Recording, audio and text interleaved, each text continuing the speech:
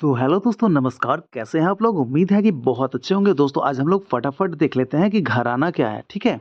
इसमें हम लोग चर्च करेंगे 10 घरानों के बारे में। कितने? 10 घरानों के बारे में चर्च हम लोग करने वाले हैं, ठीक है? ये हुआ हमारा 10। तो घराना की बात करें, सबसे पहले देखिए घराना का यहाँ पे आप लोग को बताया कि अर्थ क्या होता है, परिभाषा क्या होती है। तो घराना का अर्थ जो होता है, इसका मतलब होता है जैसे कि आपके हो गए घर हो गए, कुटुंब हो गया, कुटुंब यानी कि ये गुरु शिष्य की जो परंपरा चलते रहती है, वही जो है घराना शब्द जो है उन्हीं से संबंधित माना जाता है। कि घराना जैसे कि मान लीजिए कोई गुरु हैं, शाब्दिक अर्थ आप लोग समझ लिए, कोई गुरु हैं, उनके यहाँ कोई शिष्य सीख रहा है, तो वो गुरु के जाने के बाद वो शिष्य जो है, वो भी जो है वो भी उस्ताद बन गए, यानी कि कहने का मतलब वो भी उस्ताद हो गए, सब कुछ जानकारी उनको भी हो गई और वो फिर उनके जो शिष्य फिर वो भी किसी को सिखाने लगे तो वो शिष्य बन गए।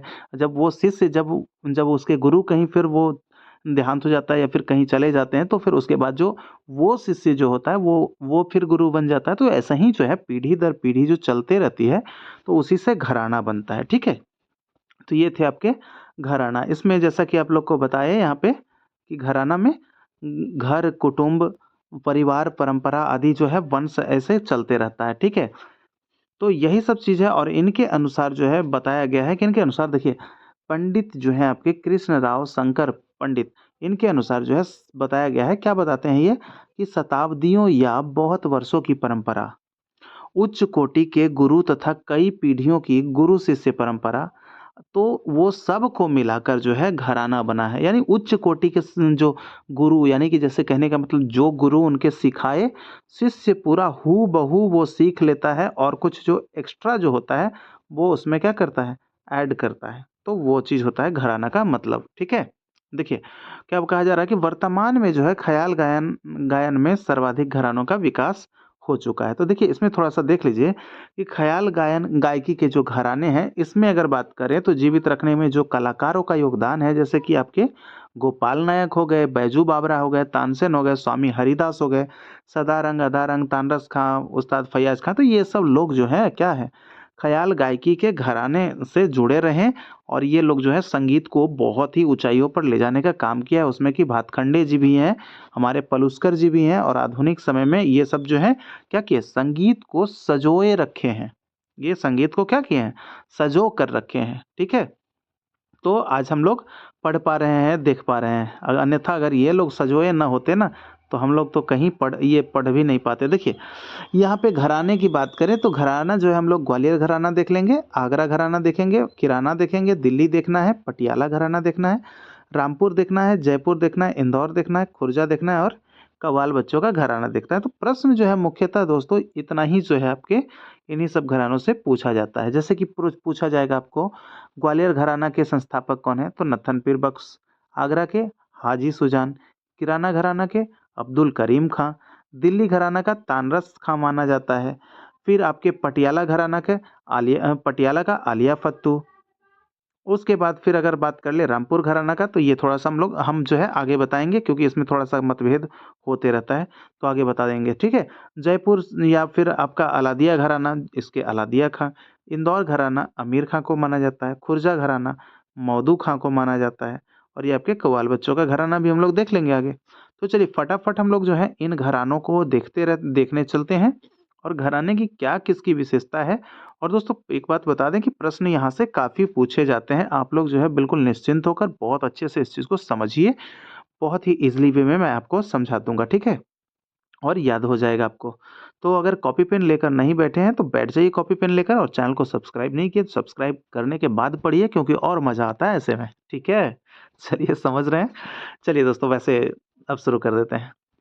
देखिए, यहाँ पे क्या होता है, यहाँ पे है आपका कि ग्वालियर घराना सबसे प्राचीन घराना माना जाता है। देखिए, प्रश्न यहाँ से बन गए कि सबसे अगर पूछा जाए कि सबसे प्राचीन यानी सबसे पुराना जो घराना है, वो कौन-सा होगा? तो जवाब देना है ग्वालियर घराना, ठीक है? अब देखिए, लखनऊ दरबार के ध्रुपद गायक जो हैं आपके गुलाम रसूल, वो क्या है गुलाम रसूल, लखनऊ घराने से क्या हुए? दिल्ली आ गए। दिल्ली आ गए और इन्होंने जो है ख़याल गायन का प्रारंभ कर दिया। कहाँ से?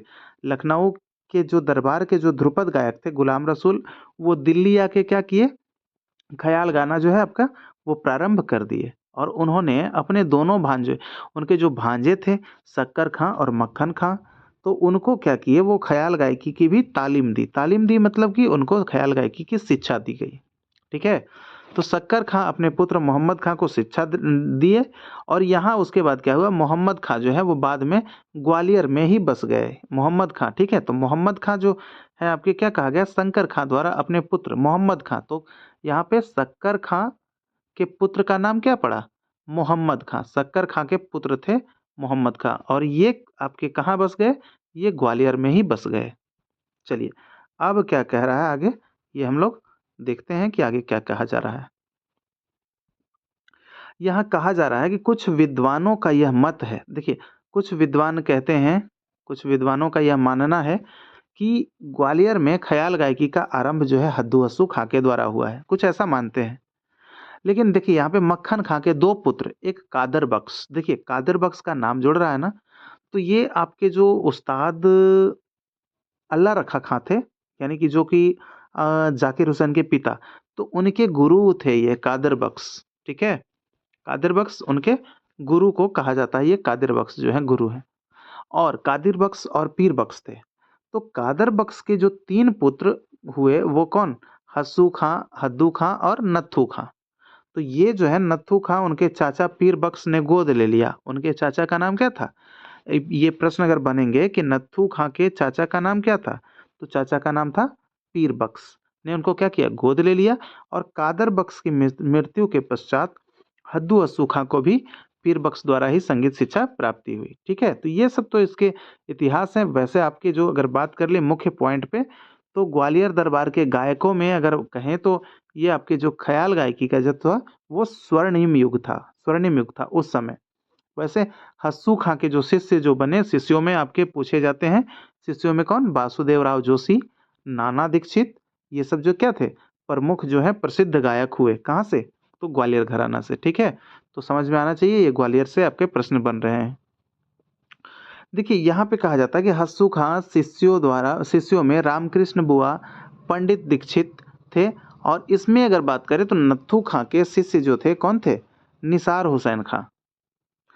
और क्या कह रहा है आगे कि ग्वालियर घराने के अन्य प्रसिद्ध गायकों में बालकृष्ण बुआ इचल करंजीकर, अनंत मनोहर जोशी, पंडित मिरासी बुआ और पंडित विष्णु दिगंबर पलुस्कर, शंकर राव व्यास, पंडित कसालकर, ठीक है, पंडित ओमकारनाथ ठाकुर, पंडित विनायक राव पटवर्धन और बी आर देवधर, और आपके नारायण राव व्यास, शंकर पंडित, राजा भैया पूछ वाले।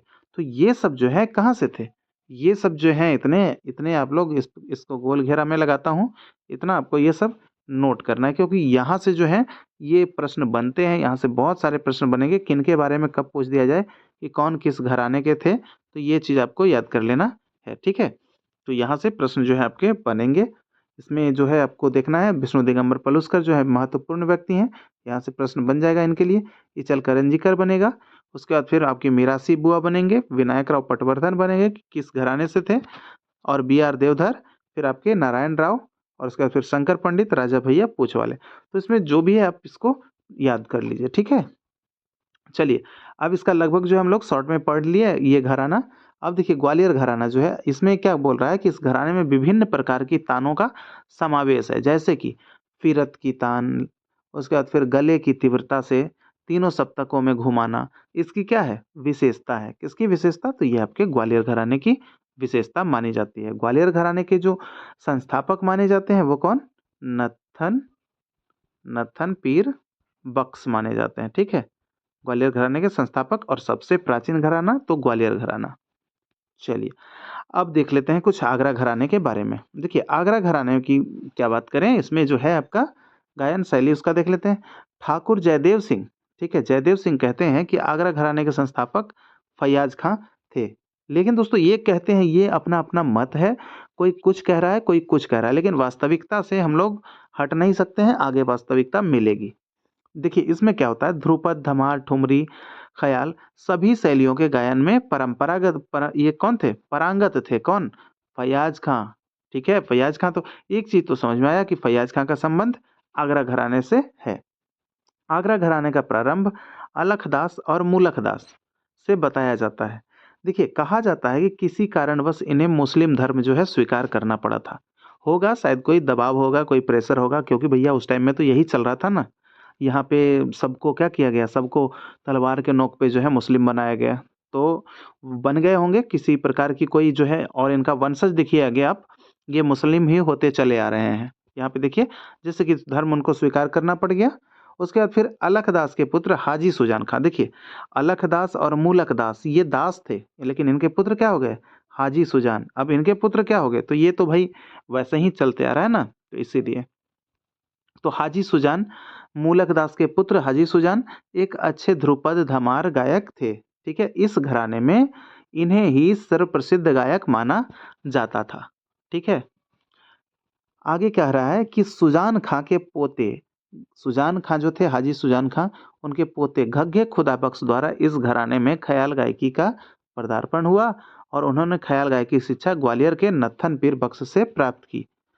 ठीक है, ग्वालियर घराने के नत्थन पीर बख्श, जो कौन, नत्थन पीर बख्श, अगर इन बात करें, खुदा बख्श जो थे आपके, वो नत्थन पीर बख्श से सीखे थे क्या, ख्याल गायन। आगे कह रहा है कि खुदा बख्श ने अपने दोनों पुत्रों गुलाम अब्बास और कलन खां। देखिए, अगर प्रश्न बने कि अब्बास खां और कलन खां के पिता कौन थे, तो खुदा बख्श। ठीक है, गुलाम अब्बास और कलन खां के पिता खुदा बख्श थे। आगे क्या कह रहा है, कलन खां के शिष्यों में खादिम हुसैन खां, नन्हे खां, विलायत हुसैन खां प्रसिद्ध हैं।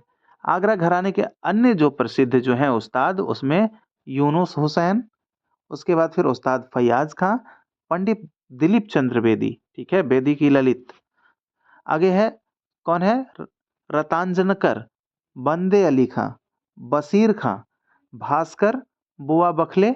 ये सब क्या थे, ये सब आगरा घराने से संबंधित लोग थे। बिल्कुल, अगर बैठ के आप स्थिर से सुन रहे होंगे तो आप वीडियो को रोक रोक कर जो है इसको नोट करते जाइए, इसको लिखते जाइए। बहुत ही इंपॉर्टेंट चैप्टर है, आप ऐसा न समझिए इसको। ठीक है, ये सब प्रमुख है।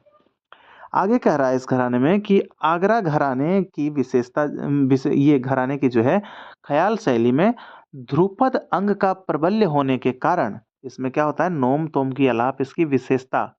तो पूछा जाएगा आपसे कि किस घराने में नोम तोम की अलाप की विशेषता है, तो आपको क्या बताना है, आपको बताना है आगरा घराने में क्या होता है, नोम तोम अलाप की विशेषता होती है। ठीक है, यहाँ गायकी में बोल बांट अच्छे ढंग से की जाती है, बोल बांट।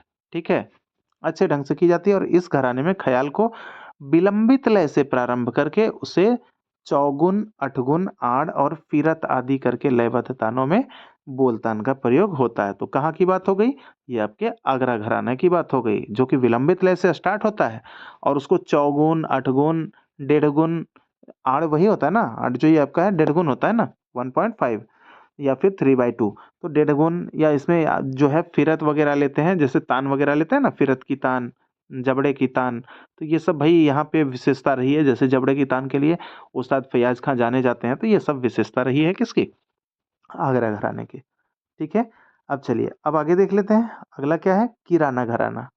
तो किराना घराना के जो है हम बात कर लें किराने घराने में, तो इसमें जो है आपके प्रसिद्ध ध्रुपदीय बिनकार गुलाम अली के पोते बंदे अली खां को किराने घराने का प्रवर्तक माना जाता है। ठीक है, लेकिन ऐसा नहीं इनको माना जाता है, क्योंकि ये बता रहे हैं ना कि ये मत है, तो इस पे बहुत सारे लोगों ने अपने अपने मत दिए, तो उस पे ये कहा जाता है, ये केवल कहा जाता है, लेकिन जो एग्जैक्ट होगा वो आगे देखते हैं। किराना घराने के बुलंदियों में पहुंचाने का श्रेय जो है उस्ताद अब्दुल करीम खां को जाता है, और उस्ताद अब्दुल वहीद खां को जाता है, यानी अब्दुल खां और वहीद खां को जाता है। देखिए, उस्ताद अब्दुल करीम खां की बात कर लें तो उनका जो निवास स्थान था किराना था। किराना होने के कारण इन्हीं के नाम पर जो क्या है जाने जाने लगा किराना घराना। इस घराने के प्रसिद्ध कलाकारों में अगर बात करें तो सवाई गंधर्व, सुरेश बाबू माने, बहरे बुआ, गंगूबाई हंगल, उस्ताद उस्ताद रगब अली खां, हीराबाई बड़ोदकर, मानिक वर्मा के नाम से उल्लेखनीय है। तो ये सब प्रश्न जो है आप लोग को बनेंगे, याद कर लीजिएगा। जो व्यक्ति संबंधित है, व्यक्ति आप लोग को पढ़ना ही पढ़ना है, जानना ही जानना है। ठीक है, देखिए वर्तमान में पंडित भीमसेन जोशी जो हैं वो किसके, इसी घराने के कलाकार माने जाते हैं। ये करीम खां के घराना कौन सा, किराना घराना के ही कलाकार पंडित भीमसेन जोशी माने जाते हैं, जिनका निधन कुछ समय पहले ही हो चुका है, बस थोड़े समय पहले हुआ है उनका निधन। इस घराने की गायकी जो है, देखिए किराने घराने की जो गायकी है इसमें क्या है, आलाप प्रधान गायकी है यहाँ, तो यही तो विशेषता है, आलाप प्रधान है। यहाँ पे आलापचारी में एक दूसरे सुर की बढ़त की जाती है, मतलब एक सुर ऐसे लिए तो इसमें दूसरा सुर जो है बढ़त होगा, बढ़त होगा, बढ़ते बढ़ते, मतलब इस तरह से बढ़त बढ़त की जाती है। स्वरों में सुरीलापन और चैनदारी इस घराने की मुख्य विशेषता है। ठीक है, अब इसमें अगर बात कर लें कि एक स्वर को महत्व देकर उसमें क्या क्या किया जाता है कि चारों ओर स्वरों का प्रयोग इस गायकी की विशेषता है, और इसमें सुरीलापन, मींड का प्रयोग विशेष होता है। देखिए जैसे मींड क्या होता है कि इसमें किसी स्वर को हम बोल रहे हैं, जैसे सा पे हम लगा रहे हैं, तो यहाँ पे आपका प हमको उठाना है, तो यहाँ पे डायरेक्ट बिना टूटे हुए यहाँ पे उठ जाना, चल जाना, यानी ये आपके यहाँ से उठ के तार सप्तक में, तार सप्तक से मध्य सप्तक में, तो ऐसे मंद्र सप्तक में, तो इस ये जो है इनकी विशेषता रही है। ठीक है, अब देखिए चौथा घराना हमारा कौन सा, दिल्ली घराना। दिल्ली घराना देख लेते हैं, दिल्ली घराना की क्या विशेषता है। दिल्ली घराना में है कि ख्याल गायकी का प्राचीन घराना दिल्ली घराना है, और उसका जो आपको बताया अब्दुल करीम खां, वो किराना घराना के संस्थापक माने जाते हैं। इस घराने की जो है आपके स्थापना के संबंध में दो मत हैं। एक तो मतानुसार तानरस खां को माना जाता है, और एक मतानुसार मोहम्मद शाह रंगीले को। तो इनके जो दरबारी जो गायक थे, मियाँ नियामत खां जिनको कि सादारंग कहा जाता है, और मियाँ फिरोज खां जिनको कि अदारंग कहा जाता है, ये मोहम्मद शाह रंगीले के दरबार में जो है ये ख्याल गायन किया करते थे, और इनकी उन्नति के चरमोत्कर्ष तक पहुंचा दिया। इस घराने की जो है, ये अगर प्रश्न बने कि आपके सदारंग अदारंग किस घराने से, तो ये आपके दिल्ली घराने से माने जाते हैं। ठीक है, अब यहाँ पे देखना है कि इस मत के समर्थक दिल्ली घराने के प्रसिद्ध गायक उस्ताद चांद खां दिल्ली घराने को प्राचीनतम बताते हैं, यानी कि सबसे प्राचीन कहते हैं चांद खां के अनुसार, लेकिन सबसे प्राचीन जो है वो आपके ग्वालियर ही माना जाता है। यहाँ देखिए, यहाँ क्या कह रहा है कि तानरस खां का असली नाम क्या था। तानरस खां का अगर असली नाम पूछे तो उनका नाम था कुतुब बख्श।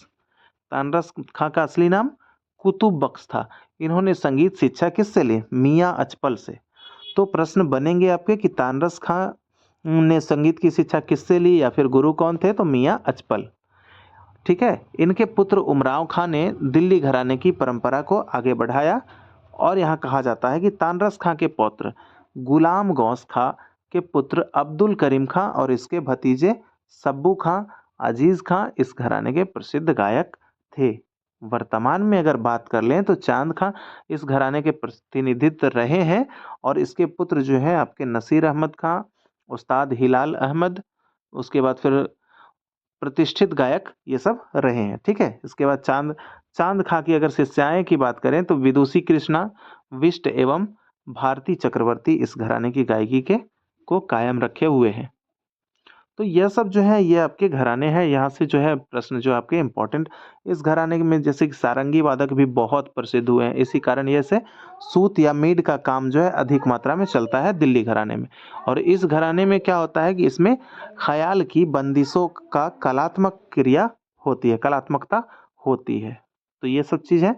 और इस घराने की हम लोग बात कर ले तो इसमें विभिन्न प्रकार की ताने लेने के लिए प्रचार में है, जैसे झूला की तान, जोड़ तान, ठीक है, फंदे की तान, उड़ान की तान। तो ये इस प्रकार की जो है तान जो है लेने के लिए जो है यह प्रसिद्ध है। ठीक है, चलिए अब आगे देख लेते हैं पटियाला घराना के बारे में हम लोग पढ़ लेते हैं। पटियाला घराना, इसी को पंजाब घराना भी कहा जाता है। तो ये आपके पंजाब हो गए, पंजाब घराना। तो ये पंजाब घराना कहा जाता है, या पटियाला घराना भी इसको बोलते हैं। पटियाला घराने में क्या होता है, पंजाब घराना भी कहा जाता है। उस्ताद बड़े गुलाम अली खां के नाम से यह घराना अधिक चर्चा में आया, क्योंकि बड़े गुलाम अली खां जो है इस घराने के प्रतिनिधित्व बहुत अच्छे जो है संगीतज्ञ रहे हैं। बड़े जैसे कि आपको बात कर ले, बड़े मियाँ कालू खां जो कि प्रसिद्ध सारंगी वादक थे। तो अगर मियाँ कालू खां के बारे में पूछे तो वो क्या थे, वो सारंगी वादक थे, और इनके पुत्र अली बख्श तथा फतेह अली, इन दोनों ने जो आलिया फत्तू के नाम से, जैसे कि आप लोग जान देखिए इसमें, तो ये आपके अली बख्श और फतेह अली, तो ये अली बख्श और फतेह अली, तो ये क्या नाम रख लिए, आलिया फत्तू। दोनों दोनों मिलकर जो है आलिया फत्तू के नाम से प्रसिद्ध थे, और इस घराने की गायकी को क्या किए, परिमार्जित किया। किसको, पटियाला घराने की गायकी। तो ये थे आपके पटियाला घराने, पंजाब घराना। अब देखिए इसमें जो है क्या होता है, इसमें अगर बात करें, ये आपकी घराने की बात हो गई। ये यहाँ पे हम लोग को पटियाला हो गया, यहाँ ऊपर जाकर देखना है। यहाँ पे देखिए इसमें अगर बात करें तो गुलाम अली खां के पिता जो है आपके पिता अली बख्श तथा चाचा काले खां को बड़े मियाँ कालू से संगीत शिक्षा की प्राप्ति हुई और बड़े गुलाम अली खां के पुत्र जो है मुनव्वर अली खां इस घराने के प्रसिद्ध गायक रहे हैं। ठीक है, और इसमें जो है आपके लयकारियों के विविध प्रयोग किया जाता है इसमें, जैसे कि बोल, अंग एवं बोल तान का अधिक मात्रा में प्रयोग किया जाता है पटियाला घराना में। और इसमें आपके बात कर लें तो वक्र तान, फिरत की तान और इसमें अलंकारिक तानों का प्रयोग जो है विशेष रूप से किया जाता है। अगर प्रश्न पूछे जाते हैं ये वाले कि वक्र की तान जो है ये किसमें अधिक रूप से प्रयोग किया जाता है, तो वक्र की तान के लिए पटियाला घराना से संबंधित है ये तान।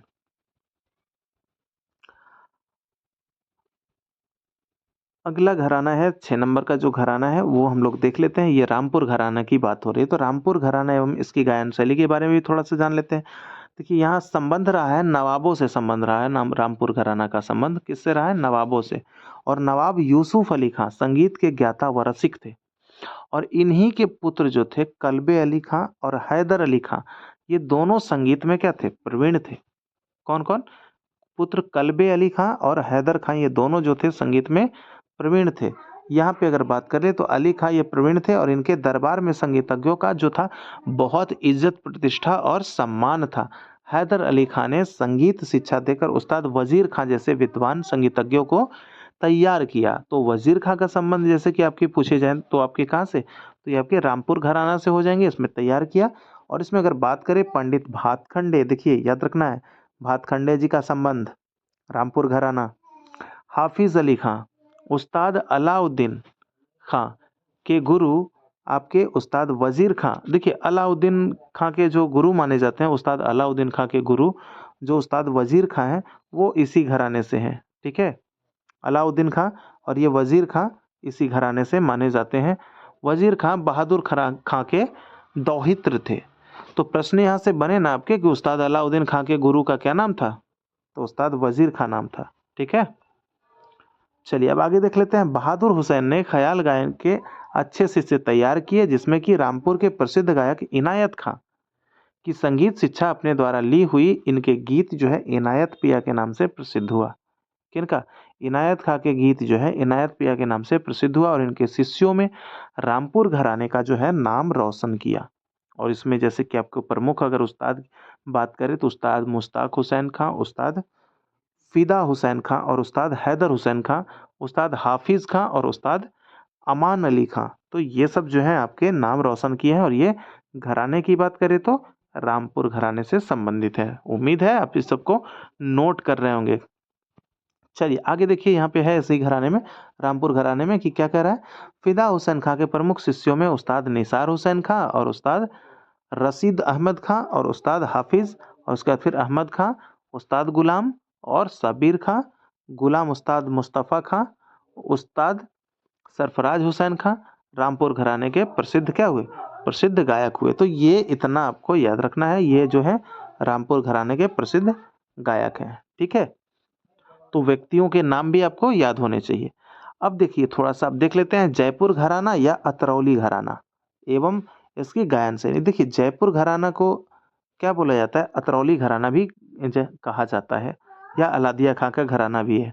देखिए यह घराना को अलादिया खां के घराना के नाम से भी जाना जाता है। अगर पूछे अलादिया खां के घराना के नाम से कौन सा प्रसिद्ध है, तो बताना है जयपुर घराना या अतरौली घराना। हो सकता है जयपुर न रहे तो आपको अतरौली पे टिक करना है। ठीक है, तो ये प्रसिद्ध है। और अलादिया खां मूलतः जयपुर के निवासी थे, जयपुर में ही रहते थे, इसलिए इस घराने को जयपुर घराना से भी जाना जाता है।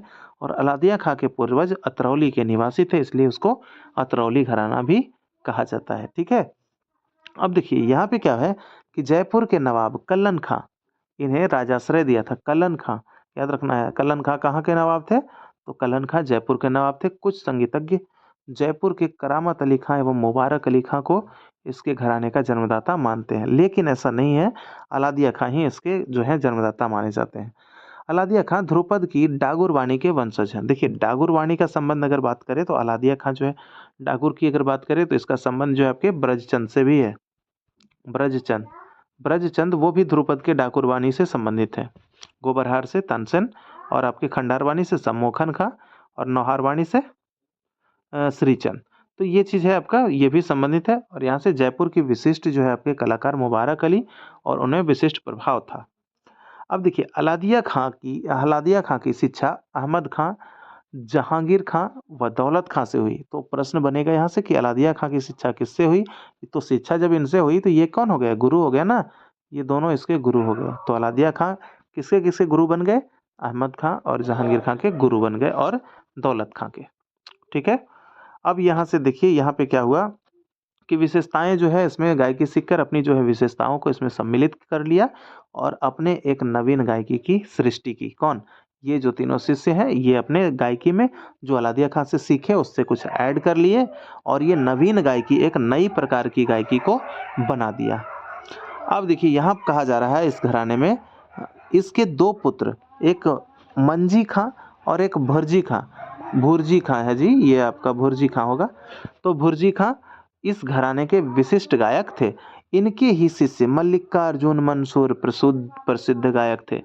मल्लिकार्जुन ये मंसूर की अगर हम बात कर लें तो इसमें जो है आपके बहुत बढ़िया ये प्रसिद्ध गायक थे। कहाँ के? जयपुर या आपके अतरौली घराना या इसको अलादिया खां का घराना कह लीजिए। तो अगर प्रश्न बने कि मल्लिकार्जुन मंसूर जो है वो किस घराने से संबंधित है, तो आपके जयपुर घराने से संबंधित है। इसके अतिरिक्त अगर बात करें तो इस घराने में प्रमुख कलाकारों में आपके केसरबाई करेलकर और आपके मधुबाई कार्डिकर, लक्ष्मीबाई जाधव, उसके बाद फिर आपके ये सब नाम प्रसिद्ध है।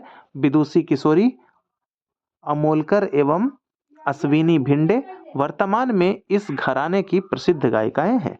ये सब अगर वर्तमान में ये सब की बात करें तो ये वर्तमान में है जो अभी आपने नाम पढ़ा। ठीक है। अब चलिए हम लोग देख लेते हैं आगे आगे क्या कहा जा रहा है इसी घराने में। इसी घराने की बात हो रही है। इसमें क्या होता है आपके जयपुर घराने में क्या होता है कि इसमें खुली आवाज गायकी में ध्रुपद की जैसे कि गमक, ख्याल का मुक्त रूप से विस्तार, वक्रतान, लय, बोलियों का सौंदर्यात्मक मिश्रण, टप्पा गायन की ताने इस घराने की विशेषता है। देखिए टप्पा जो है आपको अधिकतर जो है ये जो है पंजाबी भाषा के बोल है, लेकिन जयपुर में थोड़ा सा ये टप्पा देखा जाता है। ठीक है। अब यहाँ देखिए इस घराने की गायकी मधुर, घुमावदार व भरावदार थी। गायन में लय विलंबित रहती है और इसमें तेजी ताने गाई जाती है। इसमें क्या होता है? तेज ताने गाई जाती है। तान जब गाते हैं तो तेज गाते हैं और वो आपके जो गायन जो होते हैं वो विलंबित रहती है, विलंबित लय में। चलिए तो हमारा हो गया जयपुर घराना क्लियर। अब पढ़ लेते हैं हम लोग इंदौर घराना और इसकी गायकी। देखिए इंदौर घराना की बात करें तो आमिर खां को इंदौर घराने का संस्थापक माना जाता है। इंदौर घराने के संस्थापक कौन? आमिर खां। इनका हम बात करें तो निवास स्थान इंदौर ही था और इनके घराने का नाम इसी कारण वहां पे इंदौर पड़ गया।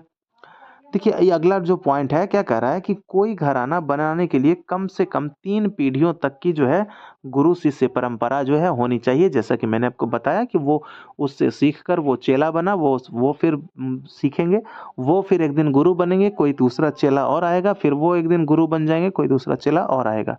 तो वो क्या होता है उसी तरह से घराने का निर्माण होता है।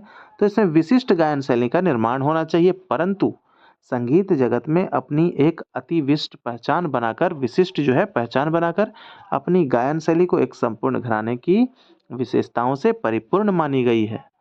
यानी कि वहाँ क्या होता है कि इतना सब सीख कर वो परिपूर्ण होना पड़ता है, दिखाना पड़ता है, तब वो घराने बनते हैं।